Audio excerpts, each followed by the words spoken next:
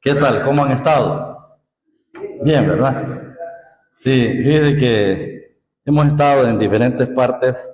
Aquí en Morazán nunca había tenido el privilegio de estar. Siempre escuché hablar de Morazán, ¿verdad?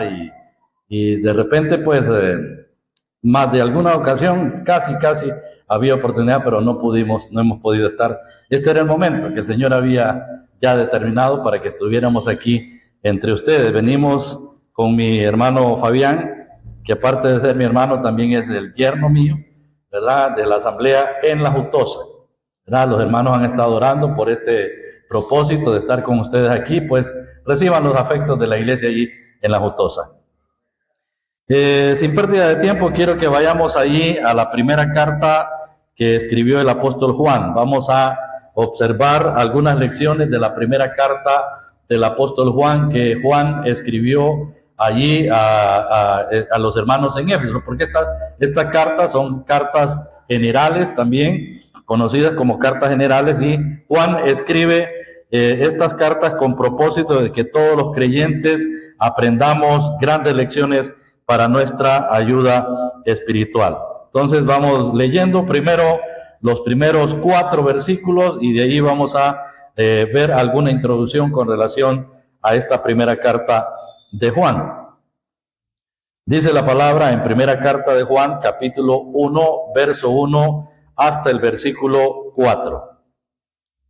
Lo que era desde el principio, lo que hemos oído, lo que hemos visto con nuestros ojos, lo que hemos contemplado y palparon nuestras manos tocante al verbo de vida.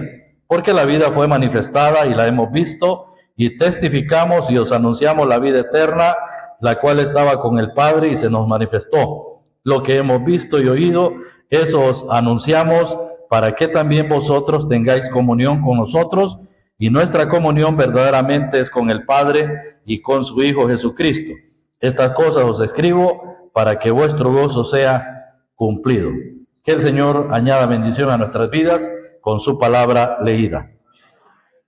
Muy bien, hermano, la primera carta de Juan es una carta dirigida a comunidades cristianas en Asia Menor. Lo que se conoce como Asia Menor es lo que actualmente es Turquía. Asia Menor era lo que actualmente es Turquía, y se encontraban también las 7 iglesias a las cuales se dirige el Señor Jesucristo en Apocalipsis capítulo 2 y capítulo 3. Están las 7 iglesias, ¿verdad?, de Asia Menor, y esas son la iglesia de Éfeso, la iglesia a Esmirna, la iglesia Pérgamo, Tiatira, Sardis y la iglesia a Filadelfia. Todas estas iglesias formaban parte de Asia Menor, y Juan escribe directamente en términos general a todas estas iglesias de Asia Menor que se encontraban allí distribuidas en ese lugar. Fue escrita esta carta a finales del primer siglo, porque Juan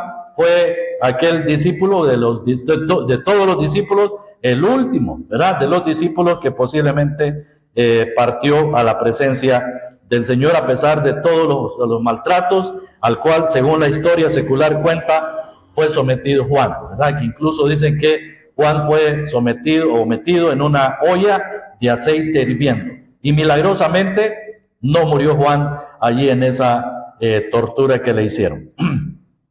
Entonces, esta carta de Juan fue dirigida así en esta dirección, en este punto de Asia Menor, pero es conocida como una carta general.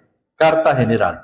Como tenemos también cartas pastorales, ¿verdad?, que es la carta de 1 Timoteo, 2 Timoteo, la carta a Tito también se conoce como cartas pastorales. Y esta es una carta de carácter general. La carta de Juan hace declaraciones sobre Dios y presenta varios temas paralelos de la siguiente manera. Por ejemplo, él presenta que Dios es luz. Eso está en capítulo 1 y texto 5. Dios es luz. También presenta que Dios es justicia, según capítulo 2 y verso 29, ¿verdad? Dios es justo, Él es justo. Y también en capítulo 4, textos 7 y 8, Dios es amor, ¿verdad? Dios es amor. Y en el capítulo 5, verso 6 y verso 7, Él es Dios de verdad, Dios de verdad. Entonces, todos estos atributos dados a Dios componen en sí la esencia del Dios grande. Dios no solamente, como muchos dicen ahí, que Dios es amor, solamente Dios es amor. No, Dios no es solamente amor, Él también es justo. También Él es Dios de luz, Él es la luz, la esencia, la vida, porque la vida era la luz de los hombres, según dice Juan capítulo 4. Y Dios es verdad. Él es verdad en esencia. No solamente es la verdad, sino que es verdad. Dios verdad. El verdadero Dios, ¿verdad?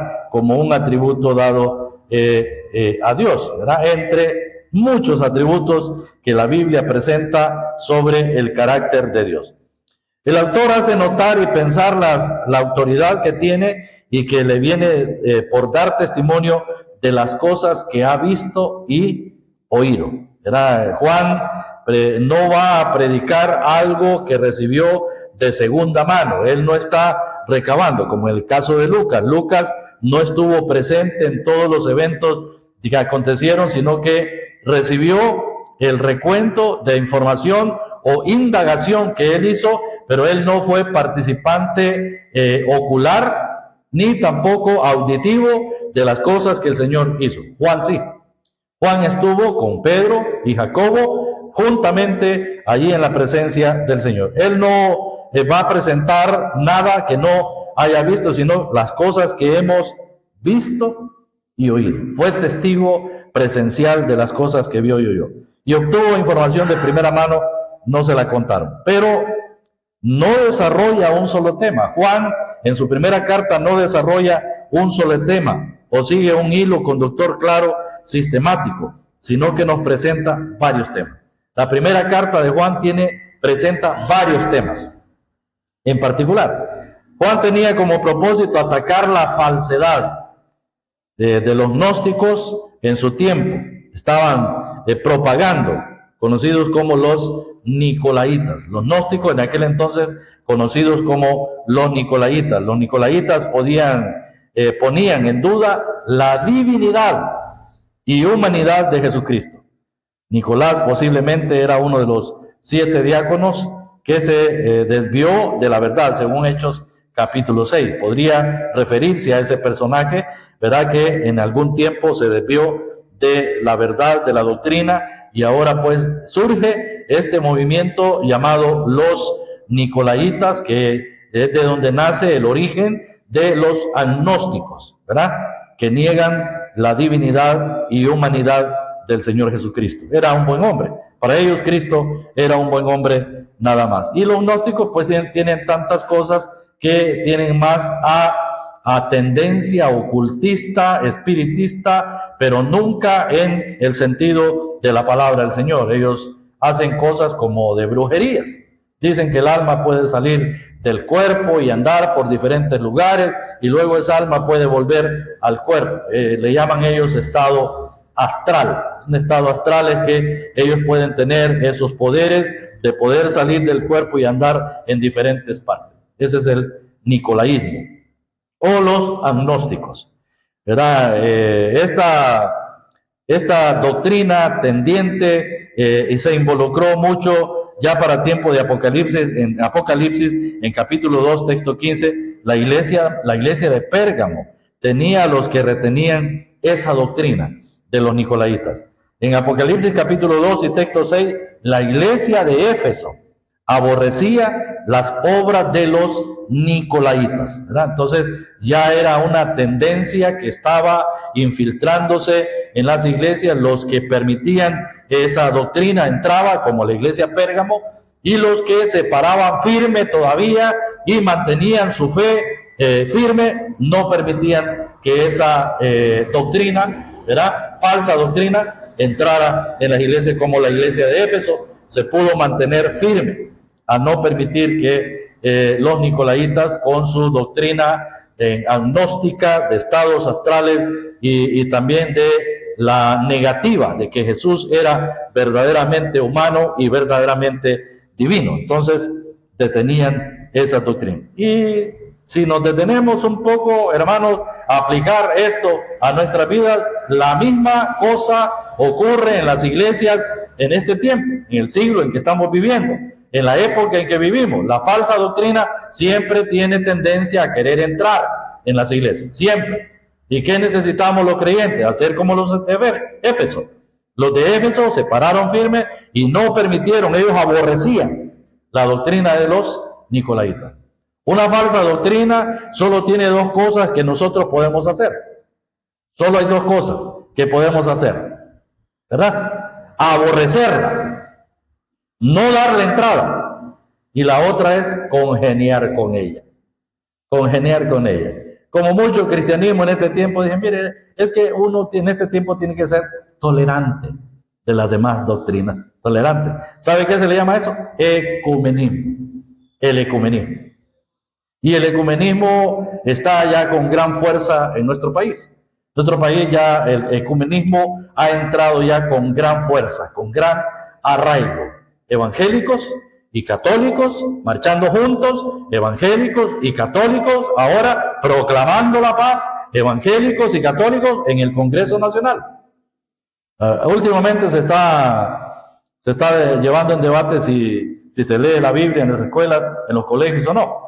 Pues si se lee, qué bien, ¿verdad? Excelente, se aplaude. Pero están llegando a acuerdos evangélicos con católicos. Han llegado a un acuerdo, a pláticas, a convenios evangélicos y católicos. ¿Cómo está la cosa entonces?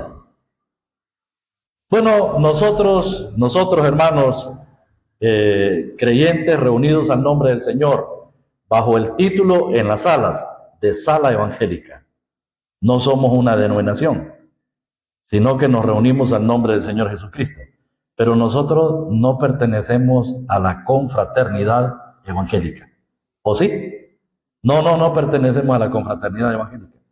No. Aquí en el país, el Estado de Honduras reconoce a los evangélicos y a los católicos. Y los evangélicos bajo un estandarte, la confraternidad evangélica. Yo recuerdo que cuando se estableció la confraternidad evangélica, nosotros, los de Sala Evangélica, tuvimos cierto peligro, porque para el tiempo del 2009, que era cuando estábamos ya siendo asediados por el gobierno que había, en ese entonces la auditoría de las iglesias, entonces estaba en peligro la pérdida de la personería jurídica ante el gobierno. Se iba a perder la personería. Yo recuerdo, porque formé parte de la asociación en ese entonces y recuerdo que estaba en peligro el perder la personería jurídica porque el gobierno estaba poniendo en dos sacos a los evangélicos y los católicos. Y los evangélicos tenían que estar bajo un estandarte nada más, la confraternidad evangélica representada por unos pastores allá en Tegucigalpa. Los adventistas no quisieron, los testigos de Jehová no quisieron, los mormones tampoco se sometieron, ¿verdad? Y nosotros por poco perdemos la personería jurídica porque era una personería que databa del año 1961. Entonces hubo que reestructurar algunos artículos, remodelar la personería y presentarla nuevamente al registro de la propiedad para que pudiera ser aceptada. Y tenemos nuevamente la personería jurídica. Las salas evangélicas estamos representados ante el gobierno por la Asociación de Salas Evangélicas de Honduras, pero no por la confraternidad evangélica. Respetamos lo que hagan y gracias a Dios han logrado bastante, pero lo han logrado por comprometer las doctrinas, la verdad, y se han unido con el catolicismo. Se han unido. Nosotros no, hermanos. Podría ser de que, mire, unámonos para que logremos esto, logremos lo otro. No. Lo sentimos. Podemos colaborar y apoyar de alguna otra manera. Y el mayor apoyo de nosotros, hermanos, es la oración. ¿No le parece? Es la oración. Es el mayor apoyo de nosotros. De los grandes conflictos que se han vivido ahorita en el país. ¿Qué hemos hecho nosotros como iglesia? Orar. Orar. No tanto votar, sino orar. Es lo que el Señor nos manda. para que el Señor ponga su mano. Bueno, viendo un poquito de explicación sobre eso. Segundo, el propósito de la carta. La primera carta de Juan tiene un propósito, y está basado en 3 versículos. El primero es el versículo 4. Allí está el primer propósito. Dice el versículo 4 de capítulo 1. Estas cosas os escribo para que vuestro gozo sea cumplido. Mire, estas cosas os escribo para que vuestro gozo sea cumplido. Subraya ese versículo. Capítulo 2, texto 1, allí. Dice, hijitos míos, estas cosas os escribo para que no pequéis. Y si alguno hubiere pecado, abogado tenemos para con el Padre, a Jesucristo el justo. Entonces, mire, segundo propósito. Tercer propósito, capítulo 5. Capítulo 5 y versículo 13 de 1 Juan. Dice, estas cosas os escribo a vosotros que creéis en el nombre del Hijo de Dios, para que sepáis que tenéis vida eterna y para que creáis en el nombre del Hijo de Dios. Tres conceptos del propósito de esta carta. Y el primer concepto en el versículo 4 de capítulo 1 es que es esta la devoción. Nos habla de la devoción del alma del creyente. Estas cosas os escribo para que vuestro gozo sea cumplido. El propósito de que Juan escribe esta carta era fortalecer la fe, el alma del creyente. El creyente debe tener convicción y esto le lleva a una devoción. La devoción es a tener gozo y ese es un gozo cumplido, para que vuestro gozo sea cumplido, ¿verdad? No hay una esfera en el mundo en que el creyente pueda gozarse y regocijarse, sino en Dios, en su palabra y entre los creyentes. Hoy estamos aquí, ¿verdad? Entre nosotros, con algunos de ustedes nunca nos hemos visto. Me he visto con el hermano Aparicio, ¿verdad? El hermano también Eugenio y otros, hermano Elías, ¿verdad? Nos hemos visto. Teto, no veo a Teto aquí. Pero hermanos, con los demás no nos hemos visto, pero es como que ya hace tiempo nos conociéramos. ¿Por qué es eso? Porque hay algo que nos une. Hay algo ¿qué nos une? ¿Qué nos une, hermano? Bueno, el amor, sí, pero hay algo más. Según el texto, el gozo. El gozo que usted tiene, yo lo tengo. ¿Mire? El gozo de haber sido perdonados, el gozo de haber sido salvos, el gozo de pertenecer a Cristo, de estar seguros de que un día vamos a estar en su presencia. Tenemos gozo, hermanos, porque ya no vamos para la condenación, no vamos camino al infierno, vamos camino al cielo. Y nos gozamos. Mire, nos gozamos. El hermano París dice, yo supe que usted iba a estar y me tomé el costo de venir de allá porque quería estar. ¿Qué cree que le movió? El gozo. El gozo, ¿verdad? Lo triste es cuando el gozo ya se termina. Lo triste es cuando ya no hay gozo. Lo triste es cuando ya este asunto del gozo ya no florece en la vida del creyente. ¿Cuándo es que el gozo en el creyente se termina, hermano? ¿Cuándo? ¿Cuándo será que el creyente deja de tener gozo? ¿Ah? Me van a disculpar, pero es que han dado un poco mal de la garganta. ¿Sabe cuándo? Cuando ya ha perdido su comunión con el Señor, cuando se ha alejado del Señor, cuando espiritualmente ya no anda bien, cuando el creyente ya no siente satisfacción de estar con otros creyentes, cuando el creyente ya la palabra del Señor la ha hecho a un lado, ve otras cosas, hace otras cosas, pero la palabra de Dios ya no es el fundamento principal de su vida. Entonces el creyente deja de tener gozo.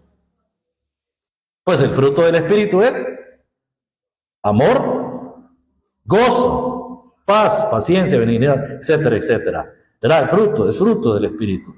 Cuando el gozo se acaba en el creyente, ya no hay esa devoción, esa pasión, ese anhelo de estar con otros creyentes. Entonces, el primer punto aquí del apóstol es, estas cosas os escribo para que vuestro gozo sea cumplido. Esto concuerda con lo que dice en el Evangelio, Juan, capítulo 15, capítulo 3, texto 29. Evangelio de Juan. Vamos a revisar un poquito. Evangelio de Juan, capítulo 3 y verso 29. Dice, el que tiene la esposa es el esposo, mas el amigo del esposo que está a su lado y le oye, se goza grandemente de la voz del esposo. Así pues, mi gozo está cumplido. ¿Quién estaba con este gozo cumplido aquí? ¿Quién era? ¿Ah? ¿Quién sería el que tenía un gozo cumplido aquí? Juan. Juan el Bautista. Juan el Bautista, porque es que lo que pasa es que los discípulos de Juan vienen a Juan, ¿verdad? El versículo 22. Después de esto vino Jesús con sus discípulos a la tierra de Judea y estuvo allí con ellos y bautizaba. Juan bautizaba también en Enón, junto a Salim, porque había allí muchas aguas y venían y eran bautizados. Porque Juan no había sido aún encarcelado. Entonces hubo discusión entre los discípulos de Juan y los judíos acerca de la purificación. Y vinieron a Juan y le dijeron, Rabí, mira que el que estaba contigo al otro lado del Jordán, de quien tú diste testimonio, bautiza y todos vienen a él. Respondió Juan y dijo, no puede el hombre recibir nada si no le fuere dado de arriba, del cielo. Vosotros mismos me sois testigos de que yo digo, yo no soy el Cristo, sino que soy enviado delante de él. El que tiene la esposa es el esposo, mas el amigo del esposo que está a su lado y le oye, se goza grandemente de la voz del esposo. Así pues, mi gozo está cumplido. Todos nosotros los creyentes, hermano, todos nosotros los creyentes, nos gozamos, oiga esto, al oír la voz del esposo. Y Juan se gozó porque oyó la voz del esposo y estaba al lado, ¿verdad? Del esposo. El esposo era el Señor Jesucristo. Los discípulos de Juan no entendían y los discípulos de Juan vienen y le dicen a Juan, maestro, aquel que estaba contigo, de quien tú diste testimonio, hace y bautiza discípulos y todos vienen a él. Todos vienen a él. ¿Qué cree que despertaría eso en el corazón de una persona que no entiende para quién está trabajando? Hermanos, todos nosotros los creyentes trabajamos para una persona en especial. Y esa persona es Dios. Y es el Señor Jesucristo. No trabajamos para nosotros. No estamos haciendo esta labor para que la gente nos alabe a nosotros. No hacemos esto para recibir los aplausos nosotros. No, nosotros estamos sirviendo al esposo. Y cuando estamos orientando nuestro trabajo hacia él, también vamos a orientar a todos aquellos con quienes nosotros estamos trabajando. ¿Sí? Ir y hacer discípulos, dijo el Señor a sus discípulos, ¿verdad? Pero ¿de quiénes iban a ser esos discípulos? Por ejemplo, los discípulos que Juan iba a hacer, ¿de quién iba a ser? De él. Los discípulos de Pedro, ¿de quién iban a ser? Sus discípulos. Los discípulos que Pablo iba a hacer, ¿de quiénes eran? ¿Sus propios discípulos?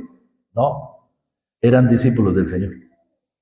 Toda esta gente que ellos discipularon, que los ganaron, los discipularon, estaban siendo orientados a seguir al Señor Jesucristo. Juan hizo discípulos, pero todos los discípulos de Juan dejaron a Juan, ¿verdad? Al final dejaron a Juan. ¿Y a quién siguieron? Al Señor. Dice que Juan habló del Señor Jesucristo, Juan el Bautista, y dijo, he aquí el Cordero de Dios que quita el pecado del mundo. Inmediatamente después de eso, dice que 2 de sus discípulos se fueron tras del Señor y le dijeron, Rabí, ¿dónde moras? El Señor se volvió, ¿verdad? Y le dijo, venid y ved. Y fueron con el Señor y estuvieron con él todo aquel día. El gozo de un siervo del Señor solamente es completo cuando nuestro trabajo, nuestro servicio está orientado a hacerlo para el Señor. Cuando es para el Señor. Gracias. No está helada, ¿va? Ajá, gracias, hermano. Sí. Cuando nuestro servicio está orientado para Él, entonces nos gozamos, ¿verdad? No importa si la gente le reconoce, no importa si la gente ve el trabajo o no lo ve, pero usted está trabajando para alguien, está trabajando para el Señor. ¿Verdad? Es lo que el apóstol Pablo trata de decir en 1 Corintios capítulo 15, texto 58. Dice, sabiendo que vuestro trabajo en el Señor no es en vano. Hallamos gozo, hallamos satisfacción. Pero cuando el trabajo es para nosotros, cuando yo quiero que me reconozcan, cuando yo quiero que los hermanos me aplaudan, que me celebren por lo que estoy haciendo, no habrá tal gozo, hermano. Ya no habrá tal gozo. Pero cuando estamos haciendo las cosas para el Señor, nuestro gozo será cumplido. Un poquito más sobre ese asunto del gozo cumplido que el Señor está hablando aquí. Capítulo 15 siempre de Juan, Evangelio de Juan, capítulo 15. Dice el versículo 11, 15:11. Dice, estas cosas os he hablado para que mi gozo esté en vosotros y vuestro gozo sea cumplido. Estas cosas os he hablado. Lo que el Señor hablaba, enseñó, lo que Él enseñó tenía un propósito. Y estas cosas os he hablado para que mi gozo esté en vosotros. Otra vez, el mismo principio de la primera carta de Juan, lo que fue escrito en la primera carta y lo que ha sido escrito en la palabra del Señor, las cosas que el Señor enseñó y habló, tiene un propósito. Que haya gozo en nosotros. Segundo, que vuestro gozo sea cumplido. ¿Verdad? Entonces se cumple el gozo en la vida del creyente. Capítulo 16 siempre de Juan y verso 24. 16-24. Del 23 dice, en aquel día no me preguntaréis nada. De cierto, digo que todo cuanto pidiereis al Padre en mi nombre, os lo dará. Hasta ahora nada habéis pedido en mi nombre. Pedid y recibiréis para que vuestro gozo sea cumplido. Los discípulos tuvieron una experiencia especial. Nosotros no la hemos vivido, pero ellos tuvieron una experiencia especial. La experiencia especial que los discípulos tuvieron es que ellos tenían al alcance, a su mano, al Señor Jesucristo. Todo lo que ellos necesitaban, el Señor se los proveía. Todas las inquietudes que ellos tenían, había una respuesta de parte del Señor. Lo tenían ahí. Y por eso el Señor dice, hasta ahora dice, no habéis pedido, hasta ahora nada habéis pedido en mi nombre. No había necesidad. Porque el Señor era respuesta para ellos en todo. Pero cuando el Señor se fue a la presencia del Señor, al Padre, entonces dice, en aquel día, dice, pediréis y recibiréis para que vuestro gozo sea cumplido. No hay creyente, hermano. No existe creyente que no haya orado con fe y que su oración no haya sido respondida. No existe. Va a decir, usted me va a decir, pero es que a mí el Señor no me responde. ¿No le responde el Señor? ¿O ha visto usted respuestas del Señor? Yo he visto por montones, hermano. Yo creo que usted también. Y hasta en las cosas más mínimas, más pequeñas, el Señor siempre responde a nuestras oraciones. Si usted no cree que el Señor responde a sus oraciones, mejor no ore.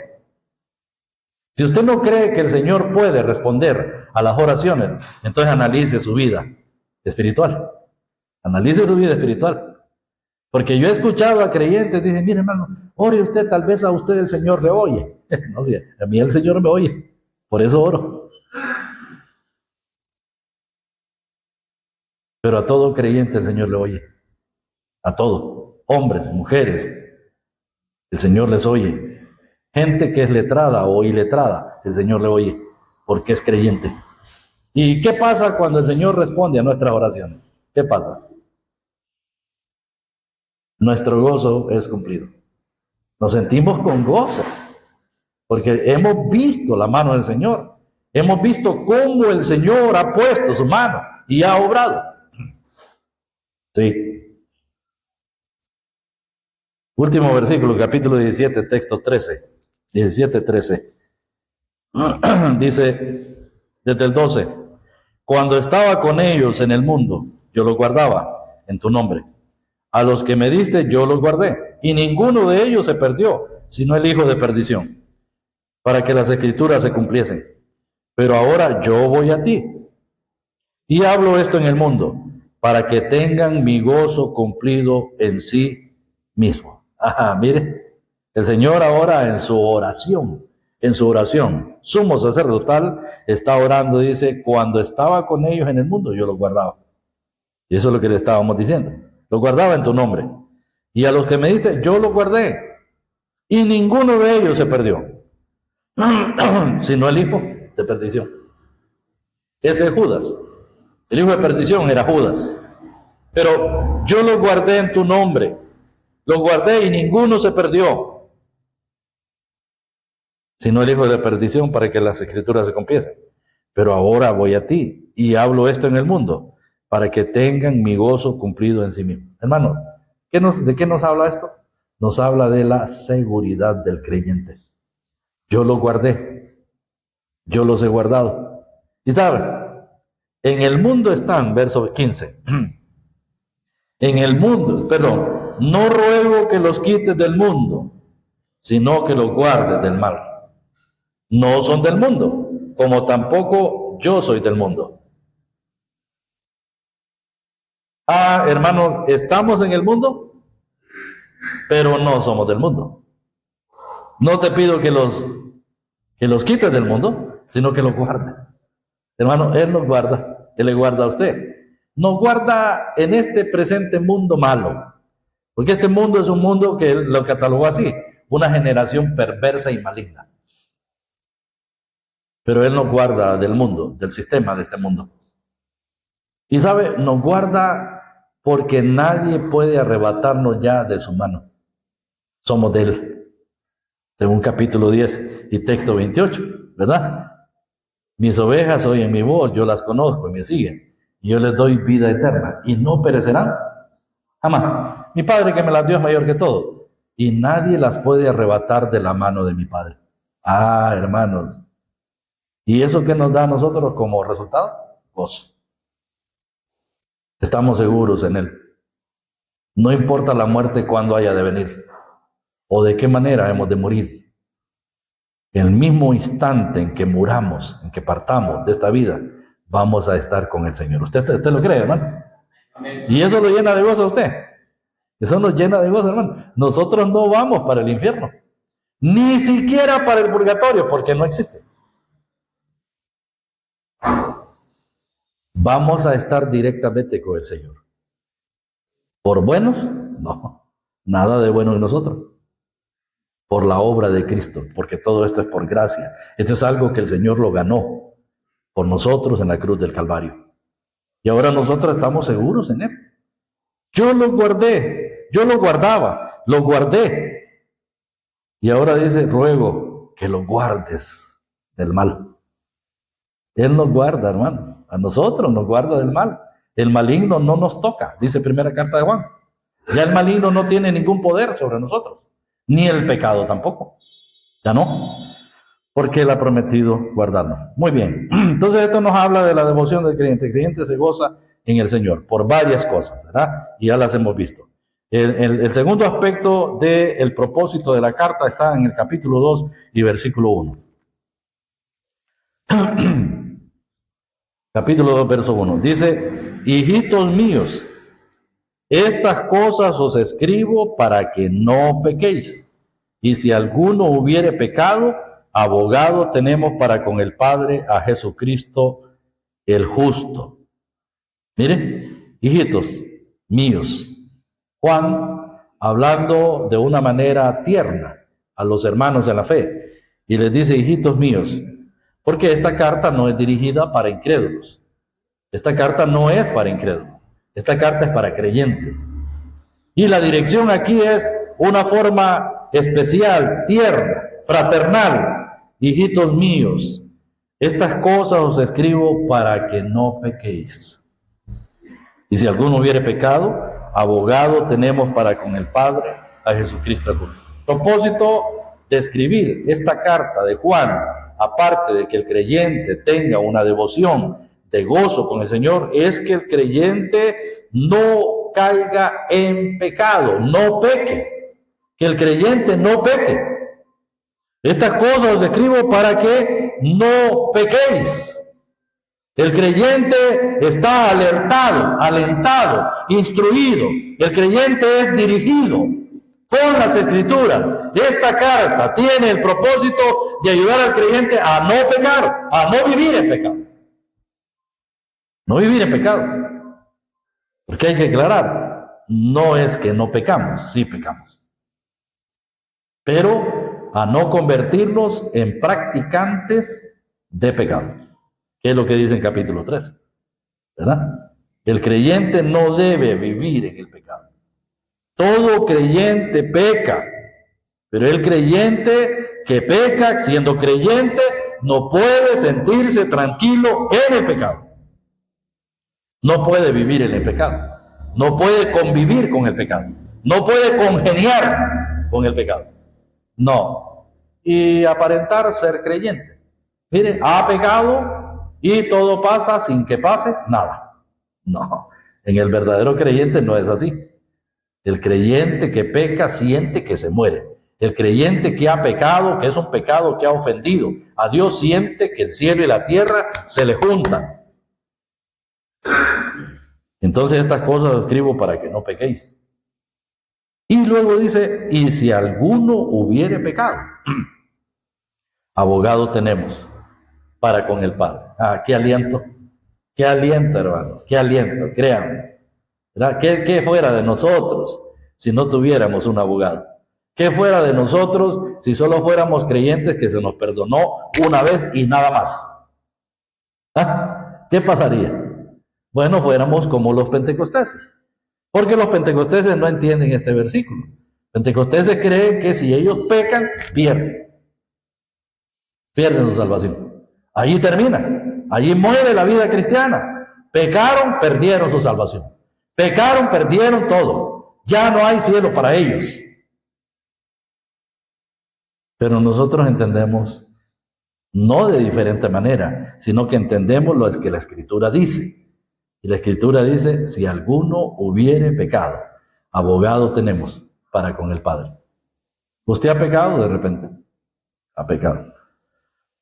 ¿Y qué ha encontrado? Bueno, ha encontrado el aliento que solamente el Señor puede darle, como le dijo a aquella mujer que le trajeron en el acto mismo de adulterio, en capítulo 8 de Juan, y entonces le dice el Señor a la mujer, después de que la acusaban y interrogaban al Señor, ¿verdad? Y el Señor, después de que Él ha lanzado, porque el Señor lanzó una piedra antes de que ellos lanzaran la de ellos, les dijo, el que de vosotros esté sin pecado, sea el primero en arrojar la piedra contra ella. Y que cuando el Señor se inclina a escribir, que no dice la Biblia que escribía, pero allí se agachó escribiendo en tierra, entonces todos se fueron, uno a uno, acusados por su conciencia, desde el mayor hasta el menor. Y cuando el Señor se incorpora, no ve sino a la mujer sola. Y le dice, mujer, ¿dónde están los que te acusaban? Ninguno te condenó. Y ella dice, ninguno, Señor. Y el Señor le dice, ni yo te condeno. Vete y no peques más. Ahí está. Vete y no peques más. Ni yo te condeno. Eso sonó, ¿cómo cree que sonaría eso en los oídos de aquella mujer? ¿Cómo cree que sonó? Sonó a música. Eso sonó a un deleite. Eso sonó a satisfacción. Ni yo te condeno.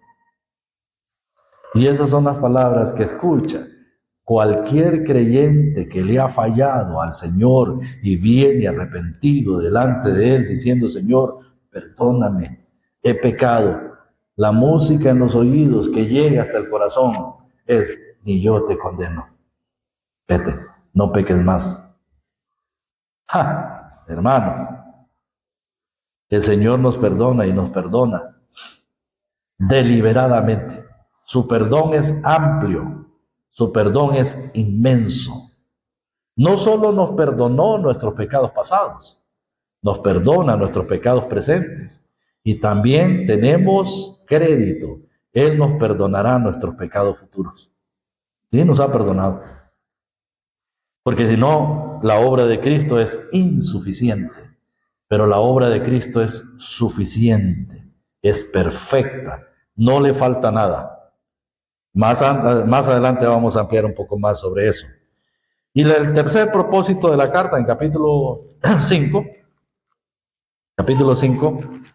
y el versículo 13 dice: estas cosas os escribo a vosotros que creéis en el nombre del Hijo de Dios, para que sepáis que tenéis vida eterna y para que creáis en el nombre del Hijo de Dios. Estas cosas os escribo. ¿Está claro? Lo dice Juan. Esto los escribo. Les escribo para que tengan gozo. Les escribo para que no pequen. Y les escribo para que sepan. A los que creen les escribo para que sepan que tenéis vida eterna y para que creáis en el nombre del Hijo de Dios. ¿Cuál es el tercer propósito aquí? Bueno, el tercer propósito nos habla de confianza y seguridad que nos da la palabra de Dios que tenemos. ¿Qué tenemos? Tenemos vida eterna. Esta vida eterna no está fundada en nuestros sentimientos. Esta vida eterna no está fundada en lo que yo pueda pensar o hacer. Esta vida eterna es un don de Dios, es el regalo de Dios. El que cree en el Hijo tiene vida eterna. Yo le doy vida eterna y no perecerán jamás. De tal manera amó Dios al mundo, que ha dado a su Hijo unigénito, para que todo aquel que en Él cree no se pierda, mas tenga vida eterna. De cierto digo, el que oye mi palabra y cree al que me envió, tiene vida eterna. El ladrón no viene sino para hurtar, matar y destruir, mas yo he venido para que tengan vida y vida en abundancia. No tiene que ver con nosotros, tiene que ver con lo que la palabra de Dios dice. Estas cosas os escribo a vosotros que creéis. Es que esto es para creyentes, esto no es para incrédulos. El incrédulo no puede tener vida eterna.